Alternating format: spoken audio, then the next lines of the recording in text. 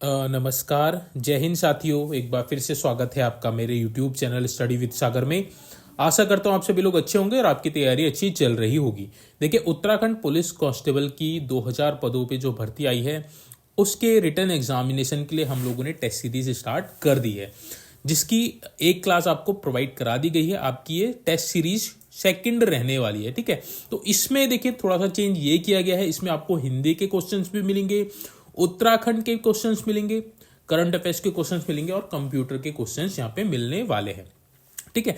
तो ये mix type की आपकी टेस्ट सीरीज सेकंड रहने वाली है। इस तरह की देखिए टेस्ट सीरीज आपके लिए कंटिन्यू रहेगी जब तक आपका रिटन एग्जामिनेशन नहीं हो जाता है, ठीक है। तो आपके लिए टेस्ट सीरीज बेहद इंपॉर्टेंट है अगर आप उत्तराखंड पुलिस में भर्ती होना चाहते हैं तो, ठीक है। तो बहुत अच्छी और बहुत सुनहरा मौका है आप सभी अभ्यर्थियों के लिए। ये 2000 पदों पे जो विज्ञापन आया है, ठीक है। तो अभी इसका फिजिकल 24 फरवरी से स्टार्ट हो जाएगा। तो फिजिकल के लिए आपने तैयारी कर ही ली होगी और कर भी रहे होंगे, ठीक है। तो आपने फिजिकल बहुत अच्छे से अपना करना है, फिर उसके बाद आपने रिटर्न एग्जामिनेशन में लग जाना है, ठीक है। तो इस सीरीज को आप कंप्लीट जरूर देखिएगा, चाहे आप उत्तराखंड पुलिस कांस्टेबल का पेपर देने जा रहे हो या फिर उत्तराखंड के किसी भी एग्जाम्स का पेपर आपका हो, ठीक है। तो आपके लिए टेस्ट सीरीज इक्वली इंपॉर्टेंट है। सारे क्वेश्चन जो है बहुत इंपॉर्टेंट है, जो परीक्षाओं में बार बार पूछे जाते हैं और इस बार की परीक्षा में पूछे जाने के चांसेस हैं, ठीक है। तो चलिए आज का जो टेस्ट सीरीज सेकंड है उसको हम लोग स्टार्ट कर लेते हैं पहले क्वेश्चन से। पहले हम लोग हिंदी के क्वेश्चन देखेंगे, ठीक है। तो हिंदी वर्णमाला में ऊष्म व्यंजन कौन से होते हैं, ठीक है। तो यहाँ पे आपको कुछ अल्फा वो दे रखे हैं, कुछ वर्णमाला के कुछ शब्द दे रखे हैं, आपको बताना है कि इसमें से ऊष्म व्यंजन कौन से हैं, ठीक है। तो ऊष्म व्यंजन कौन से होते हैं? स, स, ह, ठीक है। तो इन जिन वर्ण में से बोलने में उनमें ऊष्मा का संचार होता है तो वो क्या कहलाते हैं? ऊष्म व्यंजन कहलाते हैं। स, ह ये आपका ऊष्म व्यंजन होते हैं, ठीक है। तो चा, छा, जा, झा जो होते हैं ये क्या होते हैं? तालव्य व्यंजन होते हैं, ठीक है। तालव्य व्यंजन होते हैं क्योंकि इसमें जब आप बोलते हैं तो आपका जो जीभ होती है वह आपके तालव्य से टकराती है, ठीक है। तो ये चा, छा, जा, झा जो है आपके तालव्य व्यंजन होते हैं, ठीक है। जो टा, ठा, डा, ढा होते हैं ये आपके मूर्धन्य व्यंजन होते हैं, मूर्धन्य व्यंजन होते हैं, ठीक है। मूर्धन्य व्यंजन होते हैं टा, ठा, डा, ढा। और ता, था, दादा ये आपके दंत्य व्यंजन होते हैं, इसमें आपके दांत का स्पर्श होता है, ठीक है। तो दंत्य व्यंजन कौन कौन से? ता, था, दाधा। यहां आपसे पूछा ऊष्म व्यंजन कौन से हैं, तो ऊष्म व्यंजन कौन से हैं?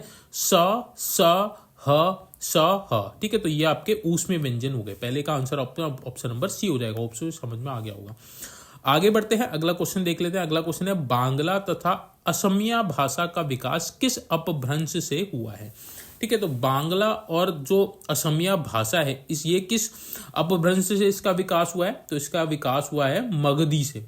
मागधी अपभ्रंश से किसका विकास हुआ है? आपका बांग्ला तथा असमिया भाषा का विकास हुआ है, ठीक है। तो इसका राइट आंसर क्या हो जाएगा? मगधी। मगधी से आपका बांग्ला और असमिया भाषा का विकास हुआ है, ठीक है। तो सौर सैनी देखिए, आपका जो सौर सैनी अपभ्रंश है इससे हमारी जो कुमाऊनी और गढ़वाली है जिसको पहाड़ी हिंदी बोला जाता है, ठीक है। तो पहाड़ी हिंदी का जो विकास हुआ है किससे हुआ है? वो सौर सैनी से हुआ है, कुमाऊनी और आपकी गढ़वाली, ठीक है। तो यानी कि कुमाऊनी गढ़वाली भाषा का किससे विकास हुआ है? सौर सैनी से हुआ है। ऑप्शन नंबर ए इसका पहाड़ी और हिंदी इसके लिए हो जाएगा कुमाऊनी गढ़वाली।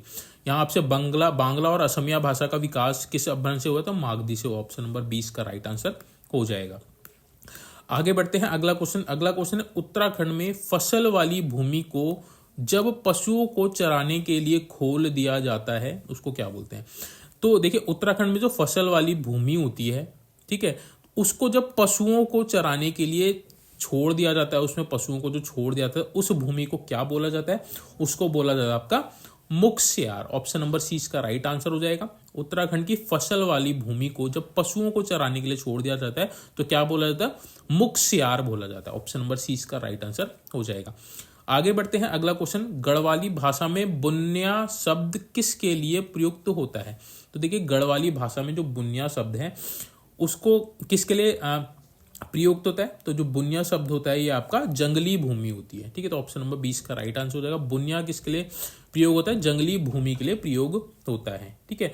अगर हम बात करें मध्यवर्ती कृषि भूमि को क्या बोला जाता है? इसको बिचल्या बोला जाता है, बिचल्या, ठीक है, तो बिचल्या किसको बोला जाता है? मध्यवर्ती कृषि भूमि को बोला जाता है।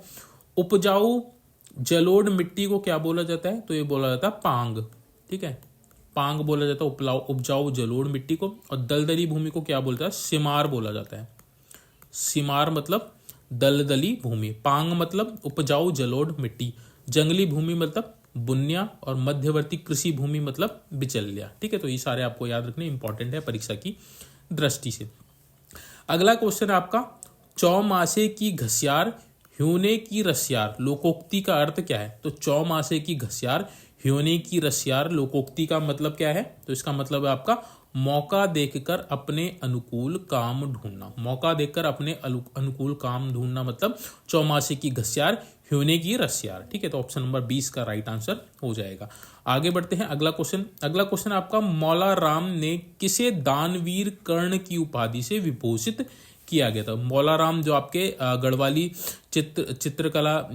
गढ़वाली चित्रशैली के चित्रकार हैं, तो इन्होंने किसे दानवीर कर्ण की उपाधि से विभूषित किया था? तो ये क्या था? रणजौर सिंह थापा को। ऑप्शन नंबर 30 का राइट आंसर हो जाएगा। मौला राम ने रणजौर सिंह थापा को दानवीर कर्ण की उपाधि से विभूषित किया था, ठीक है। तो आपको ऑप्शन नंबर इसका राइट आंसर हो जाएगा।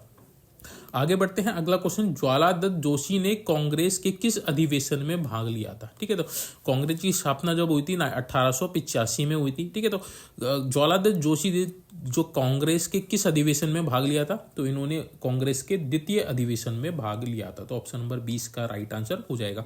द्वितीय अधिवेशन कब हुआ था? तो द्वितीय अधिवेशन जो इसका हुआ था, ये हुआ था आपका कलकत्ता में। तो कलकत्ता अधिवेशन में भाग लिया था ज्वालादत्त जोशी ने, जो आपका द्वितीय अधिवेशन था। कब हुआ था? तो ये हुआ था आपका 1886 में हुआ था। 1886 में हुआ था। इसके जो अध्यक्ष थे, मतलब जो द्वितीय कांग्रेस अधिवेशन हुआ था उसमें जो कलकत्ता में होता, उसके जो अध्यक्ष थे दादा भाई नेरोजी थे। दादा भाई नेरोजी थे, ठीक है। अगर हम बात करें प्रथम अधिवेशन कब हुआ था, तो 1885 में हुआ था। 1885 में हुआ था। कहाँ हुआ था? बॉम्बे में हुआ था। इसके अध्यक्ष कौन थे? तो इसके अध्यक्ष WC बनर्जी थे, आपको पता होगा, WC बनर्जी थे। तीसरे की बात करें तो तीसरा कहाँ हुआ था? ये मद्रास में हुआ था, ठीक है। इसकी अध्यक्षता किसने की थी? बदरुद्दीन तैयब जी ने की थी। बदरुद्दीन तैयब जी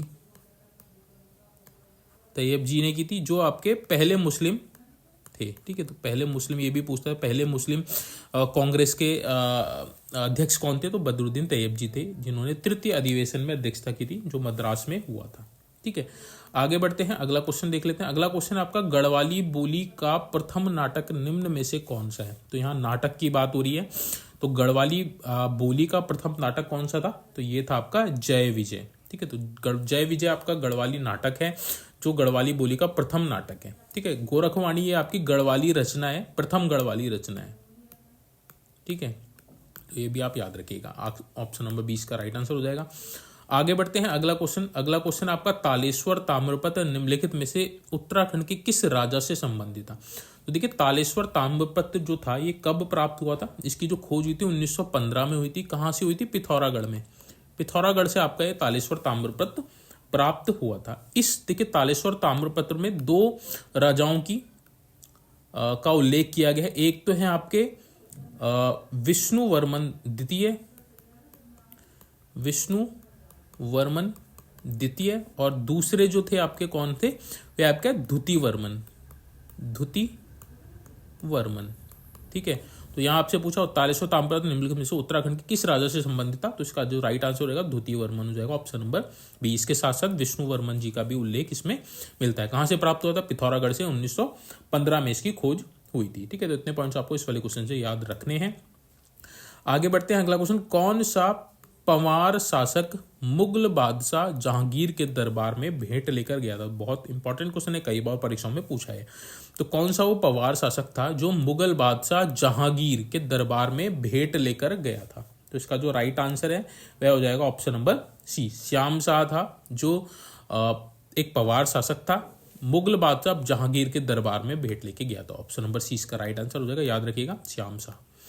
आगे बढ़ते हैं, अगला क्वेश्चन, करंट के क्वेश्चन आगे आपके। ग्लोबल फायर पावर इंडेक्स 2025 में भारत किस स्थान पर रहा है? तो ग्लोबल फायर पावर इंडेक्स 2025 में भारत जो रहा है वह रहा है आपका चौथे स्थान पे। ठीक है, तो right answer option number C होगा। जो भारत रहा है वो आपका चौथे स्थान पे रहा है। ठीक है, अगर हम बात करें पहले, दूसरे और तीसरे स्थान पे कौन रहा है, पहले, दूसरे और तीसरे स्थान की अगर हम बात करें तो पहले स्थान पे कौन रहा है, पहले स्थान पे रहा आपका यूएसए।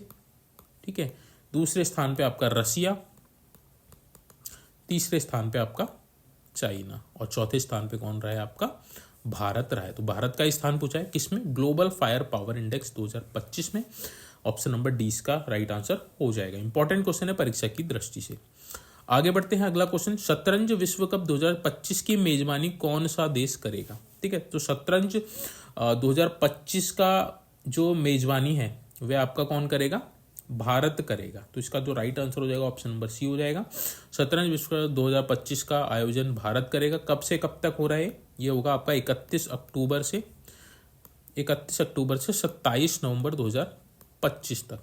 ठीक है, 31 अक्टूबर से 27 नवंबर 2025 तक इसका आयोजन होगा भारत में। किसका, शतरंज विश्व कप 2025 का। ऑप्शन नंबर सी इसका राइट आंसर हो जाएगा। आगे बढ़ते हैं, अगला क्वेश्चन, 21वें आसियान भारत शिखर सम्मेलन का आयोजन कहाँ किया गया था। तो 21वां आसियान भारत शिखर सम्मेलन का जो आयोजन था वह आपका लाओस में हुआ था। ठीक है, तो लाओस आपका जो देश है इसकी राजधानी है वियताने में हुआ था जनरली ये। तो यहाँ पे लाओस के वियतानी राजधानी में हुआ था 21वें आसियान भारत शिखर सम्मेलन का आयोजन। ठीक है, कब हुआ था ये आपका हुआ था 10 अक्टूबर 2024 को। ठीक है, तो ये आपको याद रखना है। लाओस पूछ सकता है, अगर ऑप्शन में लाओस दिया है तो लाओस, वियताने दिया है तो अपने वियताने लगाना है। ठीक है, तो वियताने राजधानी किसकी, लाओस की। आगे बढ़ते हैं, अगला क्वेश्चन, हाल ही में जारी एशिया पावर इंडेक्स। ठीक है, तो एशिया पावर इंडेक्स में भारत की रैंक क्या रही है। तो हाल ही में देखिए जो एशिया पावर इंडेक्स है इसको किसने जारी किया है, तो ऑस्ट्रेलियाई थिंक टैंक लोवी संस्थान ने जारी किया है। किसने, लोवी संस्थान। लोवी संस्थान कौन है, ये आपका ऑस्ट्रेलियाई थिंक टैंक है। ऑस्ट्रेलियाई थिंक टैंक है, जैसे हमारा भारत का जो थिंक टैंक है क्या है, नीति आयोग है, ऐसी ऑस्ट्रेलिया का जो थिंक टैंक है क्या है, लोवी संस्थान है। इसने एशिया पावर इंडेक्स जारी की है। इसमें जो भारत को जो स्थान मिला है, यानी कि भारत को जो रैंकिंग मिली है वह मिली है तीसरी, यानी कि भारत एशिया पावर इंडेक्स में तीसरे स्थान पे रहा है। अगर हम बात करें पहले स्थान पे कौन रहा है, तो पहले स्थान पे फिर से आपका यूएसए रहा है। ठीक है, और दूसरे स्थान पे कौन रहा है, दूसरे स्थान पे आपका चाइना रहा है। तीसरे स्थान पे कौन सा हो गया, तीसरे स्थान पे आपका इंडिया हो गया। ठीक है, किसमें, एशिया पावर इंडेक्स में, जिसको लोवी संस्थान द्वारा जारी किया गया। ऑस्ट्रेलियाई थिंक टैंक का एक ये लोवी संस्थान है, उसने जारी किया है। तो भारत इसमें तृतीय स्थान पे रहा है। ऑप्शन नंबर सी इसका राइट आंसर हो जाएगा। इंपॉर्टेंट क्वेश्चन है परीक्षा की दृष्टि से। आगे बढ़ते हैं, अगला question, ICC cricketer of the year 2024 के खिताब से किसको सम्मानित किया गया। तो ICC cricket of the year, ICC cricketer of the year 2024 का खिताब किसको मिला है, तो ये मिला है आपका जसप्रीत बुमराह को। ऑप्शन नंबर सी इसका राइट आंसर हो जाएगा। जसप्रीत बुमराह को ICC cricket of the year 2024 से सम्मानित किया गया है। अगर हम बात करें ICC T20 cricketer of the year, T20 के लिए किसको मिला है, तो ये मिला है आपका अर्शदीप सिंह को। अर्शदीप सिंह को मिला है ICC T20 cricketer of the year. और अगर हम बात करें T20 captain of the year, T20 captain of the year किसको मिला है, तो ये मिला है आपको रोहित शर्मा को। Rohit Sharma T20 captain of the year, और Arshdeep Singh ICC T20 cricketer of the year, और ICC cricket of the year 2024 Jasprit Bumrah. Right answer option number C हो जाएगा। इंपॉर्टेंट क्वेश्चन है परीक्षा की दृष्टि से। आगे बढ़ते हैं, अगला क्वेश्चन, देश की पहली ग्रामीण विज्ञान कांग्रेस, ठीक है, तो ग्रामीण विज्ञान कांग्रेस की बात हो रही है, का आयोजन उत्तराखंड के किस शहर में किया गया। तो ये पूरे देश की पहली ग्रामीण विज्ञान कांग्रेस थी जिसका आयोजन कहाँ किया गया था, इसका आयोजन देहरादून में किया गया था। ठीक है, देहरादून के विज्ञान धाम में जो आपका सेलागुई में है वहाँ पे इसका आयोजन किया गया था, ग्रामीण विज्ञान कांग्रेस का। ऑप्शन नंबर सी इसका राइट आंसर हो जाएगा देहरादून। आगे बढ़ते हैं अगला क्वेश्चन। अगला क्वेश्चन आपका जल जीवन मिशन के तहत हर घर नल से योजना, हर घर नल से जल योजना में राज्य के किस जनपद को प्रथम स्थान प्राप्त हुआ है? तो जल जीवन मिशन के तहत एक योजना चलाई गई थी, हर घर नल से जल योजना में उत्तराखंड का कौन सा जनपद प्रथम स्थान पे रहा है? तो ये रहा है आपका देहरादून। देहरादून इसमें प्रथम स्थान पे रहा है। ऑप्शन नंबर सी इसका राइट आंसर हो जाएगा। आगे बढ़ते हैं, अगला क्वेश्चन इंपॉर्टेंट है। उत्तराखंड सरकार ने पशुओं के संरक्षण देने के लिए कौन सी योजना शुरू की गई? तो पशुओं के संरक्षण देने के लिए हाल ही में उत्तराखंड सरकार ने ए हेल्प नाम से योजना शुरू की। ए मतलब आपका एनिमल, हेल्प मतलब उनको मदद। तो पशुओं के संरक्षण के लिए ए हेल्प नाम से योजना शुरू की गई है। तो ऑप्शन नंबर 20 का राइट आंसर हो जाएगा। इंपॉर्टेंट क्वेश्चन है परीक्षा की दृष्टि से। आगे बढ़ते हैं, अगला क्वेश्चन। अगला क्वेश्चन है आपका प्रथम भैरव दत्त धुलिया पत्रकार सम्मान 2023। तो ये प्रथम है। ठीक है, तो भैरव दत्त धुलिया पत्रकार सम्मान 2023 से किसे सम्मानित किया गया है? तो इससे किसको सम्मानित किया गया? ये सम्मानित किया गया जय सिंह रावत को। ऑप्शन नंबर डी इसका राइट आंसर हो जाएगा। जय सिंह रावत प्रथम भैरव दत्त धुलिया पत्रकार सम्मान 2023 से सम्मानित होने वाले प्रथम व्यक्ति हैं। ऑप्शन नंबर डी इसका राइट आंसर हो जाएगा। आगे बढ़ते हैं, अगला क्वेश्चन। हाल ही में देखिए उत्तराखंड में यूसीसी लागू हो गया है। कब हुआ था? 27 जनवरी 2025 को यूसीसी क्या हो गया? लागू हो गया है। आप सभी को पता होगा, ये इंपॉर्टेंट डेट है, याद रखिएगा।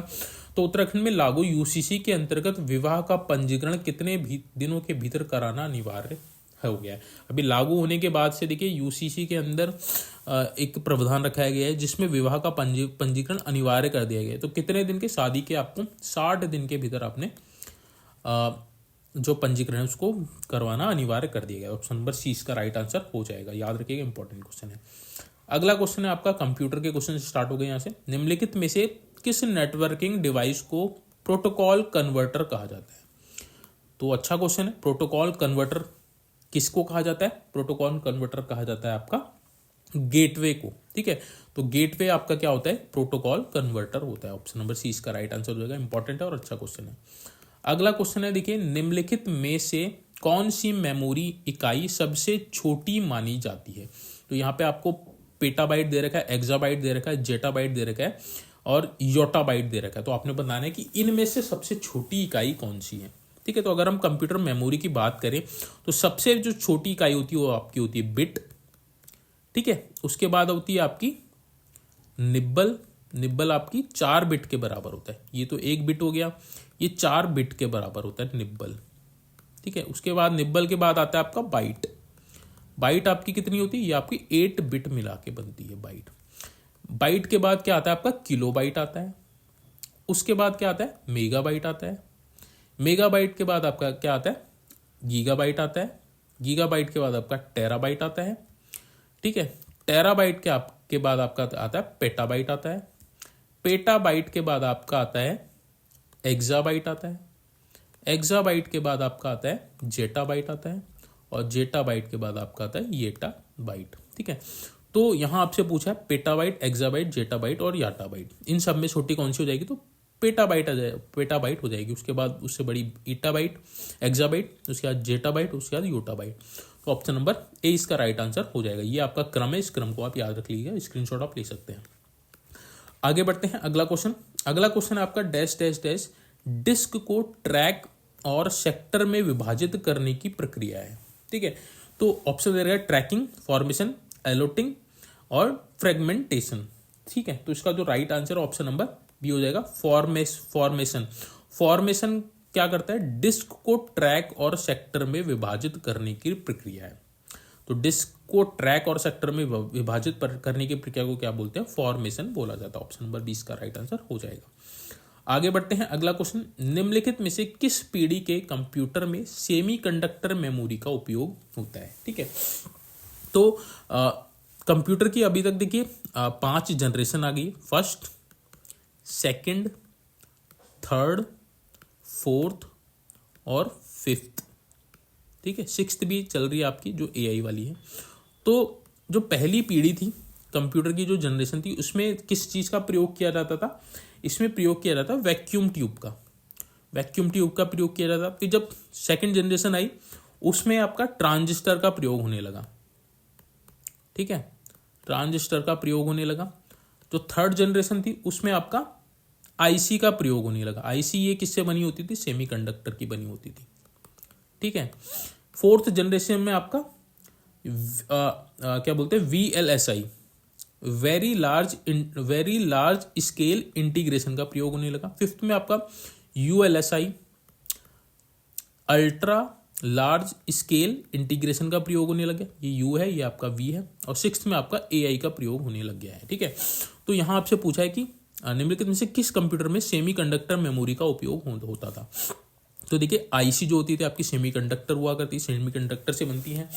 तो थर्ड जनरेशन थी जिसमें आपका सेमीकंडक्टर का प्रयोग होने लग गया था। तो इसका राइट आंसर क्या हो जाएगा? ऑप्शन नंबर डी हो जाएगा। इसका भी स्क्रीनशॉट आप ले लीजिएगा, ये आपको काम आएगा। बहुत बार परीक्षाओं में पूछा जाता है जनरेशन वाला क्वेश्चन। लास्ट और अंतिम क्वेश्चन है इस टेस्ट सीरीज का, GIGO, जिसको गीगो भी बोलते हैं। गीगो का पूर्ण रूप क्या है? ठीक है, graphic input graphic output, garbage in garbage out, great input great output, generic input generic output. तो गीगो का जो फुल फॉर्म होता है वो आपका होता है गार्बेज इन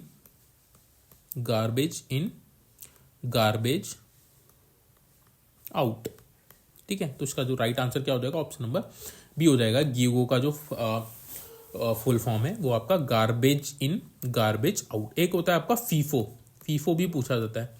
फीफो का फुल फॉर्म होता है आपका first in first out, first in first out, ठीक है। एक होता है आपका लीफो, ये भी आप याद रखिए। फीफो आपको बता दिया first in first out. FIFO होता है लास्ट इन